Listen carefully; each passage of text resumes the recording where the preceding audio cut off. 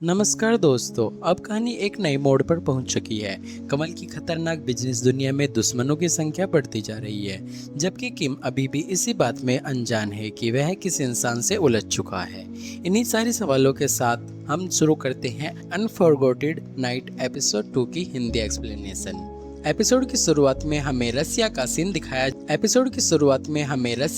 दिखाया जाता है, जहां हम इवान नाम के एक आदमी को देखते हैं जो एक कसिनो का मालिक है और वह कमल को कॉल करके पूछता है, तुम्हारे रिवर डनाइव का क्या करना है? वह हमारे बिजनेस में बहुत प्रॉब्लम क्रिएट कर रहा है।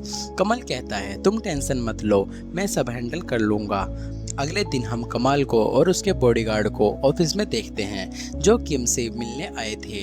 मैं उससे कहती है कि किम आज ऑफिस नहीं आया है। यह सुनकर कमल उसे एक एविल स्माइल देकर चला जाता है। उनके जाते ही मैं और जिम किम को कॉल करके कहती है कि तुमसे मिलने कोई आदमी आया था। वह एकदम माफिया टाइप लग रहा था, जिस पर किम हंसते हुए कहता है, ऐसा कुछ नहीं है, शायद वे कोई क्लाइंट होगा। तुम ज्यादा टीवी देखना बंद कर दो, इसीलिए तुम यह सब सोच रही हो। तभी उसके पैलेस में कमल आता है। जैसे ही किम गेट खोलता है, वह कमल को देखकर तुरंत गेट बंद कर लेता है, लेकिन किम रोक लेता है और कहता है, मुझे तुमसे बात करनी है। तब किम कहता है, मैं तुम्हें नहीं जानता, इसीलिए मुझे तुमसे कोई बात नहीं करनी है।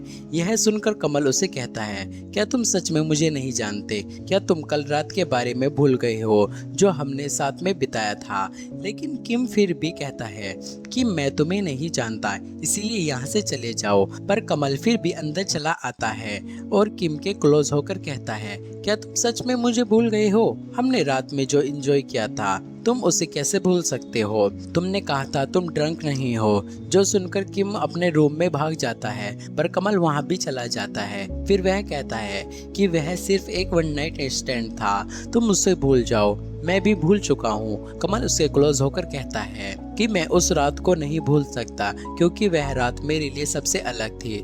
मैं चाहता हूँ कि तुम मेरे साथ रहो। मैं प्रॉमिस करता हूँ हम दोनों उस रात की तरह हमेशा एंजॉय करेंगे। पर किम साफ मना कर देता है। तभी वहाँ बॉडीगार्ड आता है और कमल को कहता है कि वेयर हाउस में आग लग गई है, तुम्हें जल्दी चलना होगा। तब कमल किम से कहता है, मुझे कुछ काम आ गया है, इसीलिए जाना पड़ेगा। पर तुम सोचना जो मैंने कहा। किम सोचता है, अजीब इंसान है, क्या अपने आप को माफिया समझ रहा है। उधर बॉडीगार्ड कमल को बताता है कि वेयर हाउस में आग लग गई है। हमने एक आदमी को ऑन द स्पॉट पकड़ा है। जिस पर कमल कहता है, इस मैटर को मैं खुद हैंडल कर लूंगा। वही वहाँ एक गार्ड को किम के पास छोड़कर चला जाता है ताकि वह उस पर नजर रख सके। अगले दिन वह उस पकड़े हुए आदमी से आखिरी बार पूछता है कि तुम्हें किसने भेजा है, पर वह नहीं बताता, जिस कारण कमल उसे मार देता है। दूसरी तरफ हम डेनाई को काफी गुस्से में देखते हैं, क्योंकि उसे पता चल चुका था कि कमल ने उसके आदमी को मार डाला है, यानी वेयरहाउस में आग लगने का काम डेविन ने कराया था। तभी उसके पास वही लड़की आती है जो बार में कमल को सेड्यूस कर रही थी। इसका नाम चेरी था और वह डेनाई की कजन थी। फिर वह इनडायरेक्टली डेनाई से उसका नेक्स्ट प्लान पता कर लेती है और उसके बाद वह सीधे कमल को कॉल करती है सब बताने के लिए, पर वह कॉल रिसीव नहीं करता। इसीलिए लास्ट में वह कमल के असिस्टेंट कॉम को कॉल करके सब बता देती है, जिसके बाद कॉम तुरंत कमल के पास जाकर सब बता देता है और फिर वह कमल से पूछता है, क्या तुम सच में किम को लेकर सीरियस हो? कमल उससे कहता है, तुम मेरे साथ इतने सालों से हो, तो क्या तुम्हें लगता है अगर मैं उसके साथ सीरियस नहीं हो तो क्या पर्सनली उससे मिलता? अगले दिन हम डे के बॉयफ्रेंड इथी को देखते हैं, जो सैड था और सोच रहा था कि कहीं डे अभी भी किम से प्यार तो नहीं करता।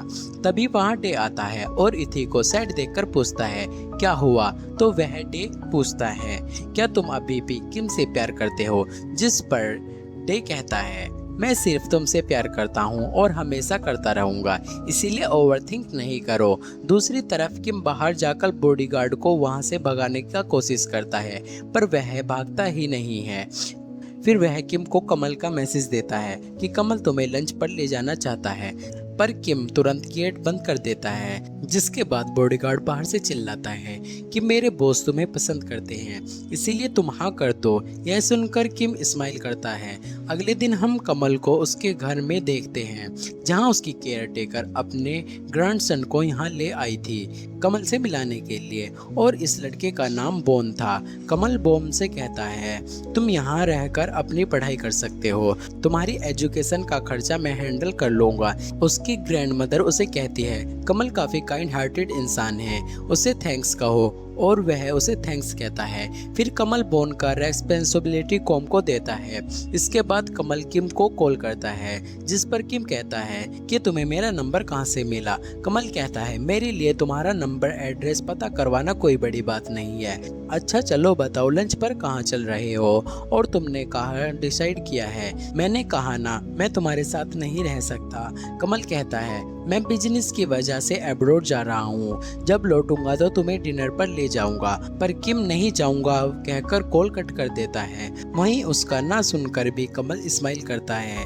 इधर तभी इंस्टा पर डे और ईद के साथ में फोटो देखकर किम काफी इमोशनल हो जाता है और रोते हुए कहता है मैं कब तक इस सदमे में रहूंगा, मुझे इन सब से बाहर निकलना है। दूसरी तरफ इथ डे से पूछता है क्या तुम प्रॉमिस करोगे, तुम सिर्फ मुझसे ही प्यार करोगे। डे कहता है प्रॉमिस, फिर उसे किस करता है और दोनों अपने नाइट स्पेशल बनाते हैं। उधर किम को हम बिजनेस ट्रिप के लिए कोरिया जाते हुए देखते हैं, जहां जाकर वो अपनी बिजनेस मीटिंग अटेंड करके उसी दिन वापस आ जाता है। दूसरी तरफ किम अपने ऑफिस जाता है, जहां मैं और जीन उससे कहती हैं तुम अब कैसा फील कर रहे हो, तबीयत ठीक है ना तुम्हारी, और तुमने हमें अपना अपार्टमेंट क्यों नहीं आने दिया। ये सुनकर किम उससे कहता है कि मुझे फ्लू हो गया था, इसीलिए मैं अपना सर ठीक कर रहा था ताकि उसका दाग और रात के बारे में किसी को पता ना चले।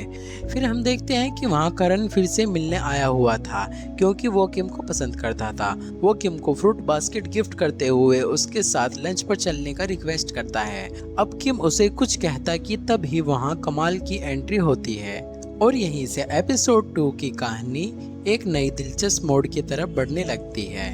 क्या कमल करण को अपना नया पसंदीदा समझने लगेगा, और क्या किम आखिरकार कमल को एक मौका देगा। जानने के लिए बने रही अगले पार्ट के साथ। Thanks for watching, bye bye, take care.